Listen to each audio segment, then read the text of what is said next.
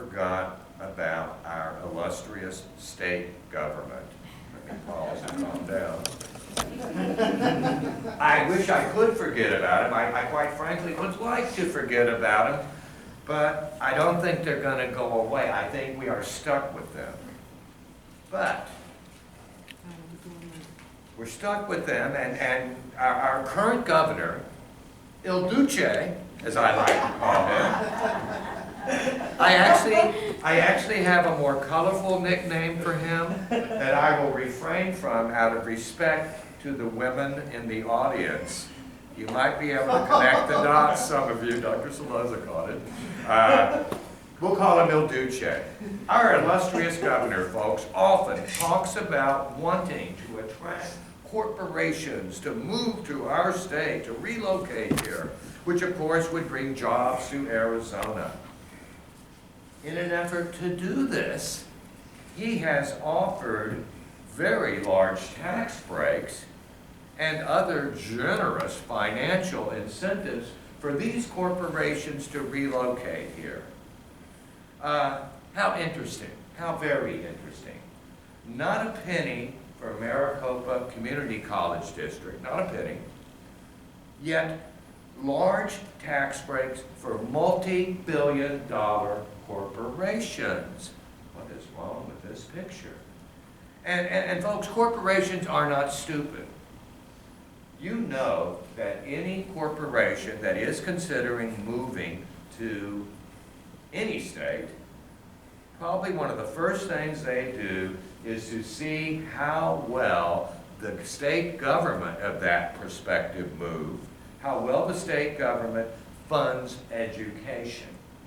And of course, in true Arizona fashion, we are always, have you ever noticed whenever there's national rankings of the 50 states, always in the 40s. Hey, 43rd, all right, at least we're not 48th, right? I mean, it truly is Arabama, I believe. And an honors student, by the way, gave me that wonderful line. I will not plagiarize. We really do seem to have our priorities a little mixed up, in my humble opinion. Well, since the state currently is refusing to fund us, that means we all, as part of the Maricopa Community Colleges, have to get a bit creative regarding funding. Let me suggest some ways we could get creative, and possibly these could be topic for discussion once I finish, rather than my trip down memory lane, although you may talk about that too if you wish. But let me suggest some possibilities here. And some of these you will be familiar with. One possibility, folks, is what is called public-private partnerships, which I think we already are exploring that to a certain extent. And essentially, in a very basic description, the Maricopa Community Colleges would link itself with a business, get funding from them, and then of course in return, we would obviously try to maybe, maybe tuition breaks, whatever with that business.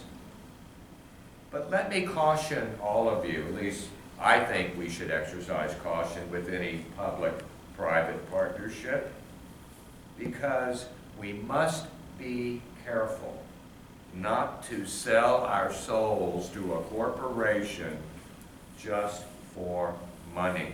Let me be more blunt. We cannot prostitute ourselves to a corporation just for funding. I think that would be wrong, to put it mildly.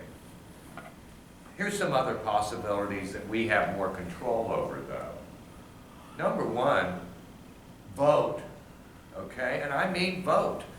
Next election, get out there and vote. And more importantly, be an educated voter. Learn the true issues, not the smoke screens that so many candidates like to throw up. Learn about the candidate themselves. Let me suggest a good place to do this. The League of Women Voters Voters Guide is priceless. Stay away from fake news please. And I don't even want to go in the direction of fake news. I will go ballistic. That is just stranger than fiction, to quote Mark Twain. Once again, citing my sources as my students grow. And my students who are here, you do not have to write a response paper. So that should make you feel better. Anyway, I think that, educated voters can make a difference. And if we turn out enough people, who knows what can happen. Here's another possibility. First of all, learn who your representatives are. More importantly, learn their phone numbers, learn their email addresses, and call them. Call them often. We've all heard the old joke about voting in Chicago. Vote early, vote often. How about this? Call early, call often. Now, I'm not saying it's going to instantly produce change, but if enough people call frequently, at the very least this will happen. That particular politician's staffers will know who you are. I'm not saying they're going to like you. In fact, they might get a little tired of you. But they will know who you are, and if enough of us are doing that, well, they will not forget us, right? So I think that's a possibility. Or you could become something that actually over the last few years has been criticized, which strikes me as odd. I'm talking about become a community organizer. That's where you actually organize people who have similar opinions, that is, funding higher education, into a solid, cohesive block, and folks, numbers make a difference. So that, I think, could be a third possibility. So, I have really enjoyed this brief talk tonight. I hope it wasn't too brief. But in closing, I'd like to summarize two important thoughts that, if you take anything from this, these are the two I wish you would take away. Number one, if we can't change the minds of our current office holders toward funding higher education, maybe we can change the office holders. And what I'm saying is, throw the bums out. Don't let them get away with this.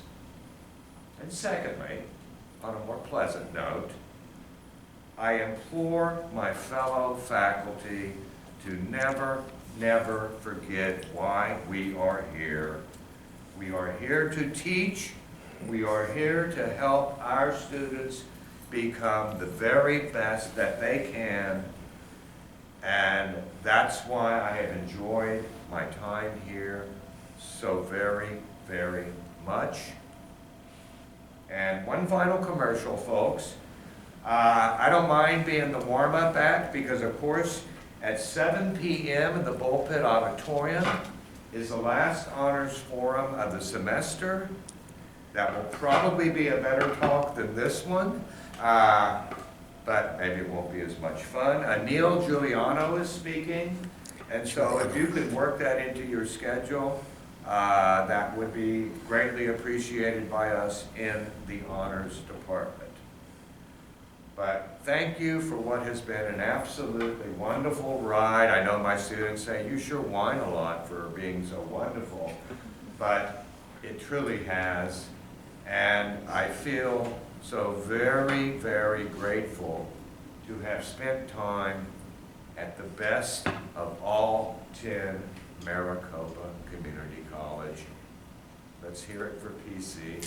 Thank you very much.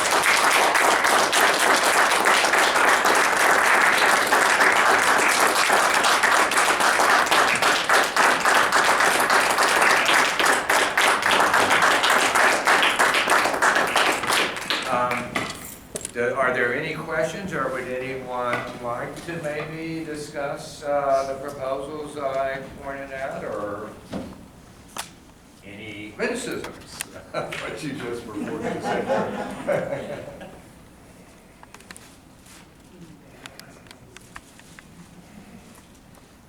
Okay, Jose, yes, sir. My question would be, so what now? What now? Yes, sir. Oh, for me? Yes, sir. Oh, I am, I've lived in Phoenix 20 years. I think that's long enough, especially when I lived the rest of my life in an even larger city.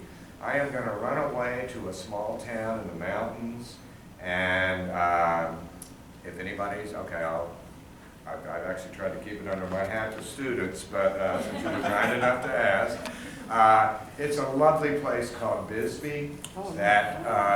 That place stole I first saw it back in '02, and I kid you not, folks, the first time I saw it, I told myself, I have got to live here.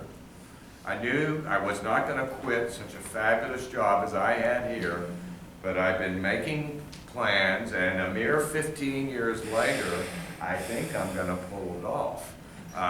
It's a true community. There's a few people there that look like me. That's why it appeals to me. And folks, the scenery is beautiful. There's art. By the way, I'll say this, and this is appropriate in Sessions Hall. The number of musicians, poets, artists, writers per capita in Bisbee much exceeds that of the general population. It's a true artist community, of which, as I say, I've fallen in love with. And so that's what I will do, sir. Thank you for asking. It's a well thought of place. Oh, yes, yeah. And it does also have a great history. Some of it isn't so nice. There was some ugly anti-union activity there, but it still it's very, I'll say this also, it's very unique and quirky, but to Dr. Wilson, quirky is good, as you maybe can guess by the way I look in front of you. So. Oh, yes. So you said you're a lifelong learner. But for those of us who are exiting higher education at some point and not returning in that capacity, how do you recommend we continue to educate ourselves or be lifelong learners? Well, I mean, this will find, some students might cringe on this one. Folks, if I could not read, I don't know what I'd do with myself. I am always reading, and Dr. Wilson's so crazy. When he reads for relaxation, it's European history, because that's what I've studied. I studied France. But you can also, there's all kinds of continuing education courses you could take. Like, for example, ASU offers a degree in liberal studies, I think they call it, and there's no GRE, no thesis or anything. It's just learning for learning's sake. And if not lifelong learning, well, no, you could even take a college. Look what Dr. Soloza does. Dr. Soloza takes college courses. He's taking one or two now, I'm sure, besides doing an excellent job of running our department. So that's another possibility. But one of the worst things for Dr. Wilson is I get trapped somewhere that I wasn't planning on, and it's like, oh my God, I don't have a book. What do I, you know? And I know that is alien to how some of you think, but it's very important for me. So I hope that gave you some guidance. A very good question, by the way. Well, I have to follow up. Please do. Now that he asked you the question, will you miss all those mobile phones ringing in their class? Yes, it's, no, and they aren't so big down there, because for one, Bisbee is tucked into a canyon, Yeah. and it does interfere with the reception, you know. And believe me, folks, you need a big city to go to. It's got 6,000 people, but Tucson is 90 miles away, and of course you need the big city for the symphony, for the art museums, for the ballet, and so I will do that. And I have a sister who lives here, so I will come back to Phoenix. It's not like I'm going to completely run away, but I am going to enjoy being, and here's, by the way, on a day like today, here's the appeal of being at 5,000-foot elevation. Always cooler there, folks, always. Believe me, it's a good 20 degrees cooler there right now, and so someone who walked into work tonight, that sounds pretty darn appealing. What book would you recommend? Oh, well. I would recommend something crazy on the French Revolution, which y'all would probably go, oh my heavens. Just find what appeals to you. And by the way, students, this will surprise you. First of all, if you're undecided on your major, that is no crime. I mean, think about it. It's kind of silly. You're 18 years old when you enter college. What do you want to do the rest of your life? I wasn't sure at 28. And actually some of my colleagues probably said, we're still not sure about you at 38 and 48 and 58. But here's what will happen if you're lucky, and I think it happens more than you think. You take a class and then it's that aha moment. You go, this is what I love. This is an instructor that I want to learn more from, and you have discovered your passion. And so don't despair if you don't know what you're doing yet. Because by the way, here's another problem with picking your life's career at such an early age. You could pick something and then guess what? A robot takes it all apart. By the way, isn't that crazy? We're using robots so much, we now have a slang term for them. And, I'm not trying to be the complete Luddite, although my students are all shaking their head, yes, you are. We need to be careful, I think, with technology and use it wisely. Don't let it dominate our lives by any means. Yeah, I have a question. Yes, please, Jane. Meaning to ask you for years. I always see you riding your bike typically usually through the parking lot. I see Yeah. it too. Not avoiding getting hit. I know you've done it for 14 years, but you've done a good job. How do you balance your education with your expertise level and your joy and true appreciation for the students? How do you balance that with they're coming into this situation in Phoenix College, maybe not knowing anything about what you're teaching, and yet you've got this wonderful background in it. How do you break it down so you can teach it to them at such a level so they can understand it, and then maybe get a patent for it like you? Well, it is challenging, that's for sure, because especially since I study 18th century France. Not a lot of 18th century France here in the Phoenix area. But believe it or not, what I try to do, and I've had colleagues who were very good. We used to have two historians. Dr. Pete Demas was the other one, and Pete used to be very good about reminding me, and you probably do remember Pete. And folks, Gene Heppard, great guy. I've worked with him for years in the office. What is, I forget, Disability Resources and Services. That's Changed it. our name over the years. You have changed your name, but they have helped students with disabilities, and I've been fortunate to work with you, and I really enjoyed it. But I try to remember what it was like, because folks, I'm a product of community college. You are very smart to be here first before going to the university. Let me tell you why. Several reasons. First of all, it's a lot cheaper here. Secondly, if you were taking some of the courses here now that you're taking over at ASU, you'd be in an auditorium 5 times the size of this. And, oh, the teacher is that little speck down there. And so it's a terrible way to learn. So Gene, what I also try to do, and my students know this, I tell really bad jokes.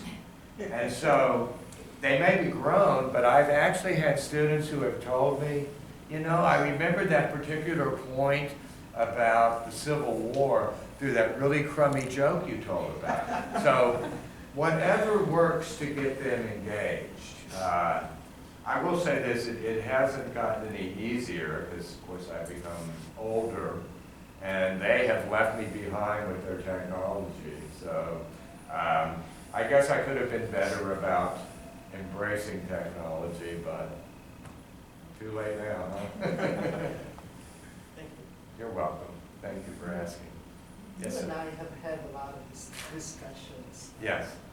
And one of the things that I was just reading in an article I'm reading, we shared the New York Review of Books, and I pass it on and magazines and all He's that. very kind. And one of the things that I learned in terms of you saying this is Steve Jobs himself does not approve of his own children having those devices at their home.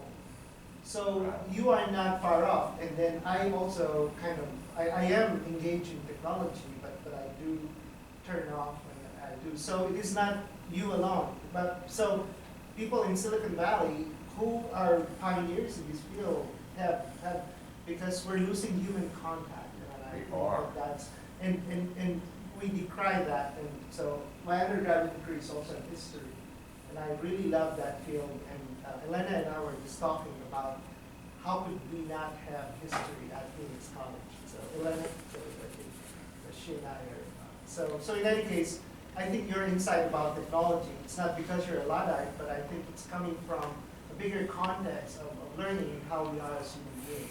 What are we turning into? Yes, And yes. I think, so you're not far off from like guy like Steve Jobs. It's the place I'm going to move to, folks, truly is a community. It's such a community, let me put it this way. If you are, let's say you're doing your running errands, right, grocery store, pharmacy, so on and so forth, you cannot be in a hurry down there, because guess what? Either the person who's working there you're going to know and know very well, or you're going to run into someone else running errands, and I mean really know them, and have this long, fabulous conversation. So if you were in a hurry, you are now behind. But that place has this magical ability. When I get there, I feel the stress just roll off of me. And you do, you slow down. So I think we should remember the past. Remember talking to our neighbors. Because folks, I'm not kidding, there was a time, I know I sound like when I was your age. But you used to know, not only know your neighbor, you used to talk with them, do things with them socially. Most of us these days don't even know our neighbors. Or in my case, you don't want to know them. That's another story. I won't start ranting on the hillbillies who live next door to me. Yes, Mr. Wilson, I returned to school after 54 years. there we go. And when you talk about how you get a student's attention, he got my attention because he's the only person I've ever met that was like a jack-in-the-box. His arms and legs were going in every direction.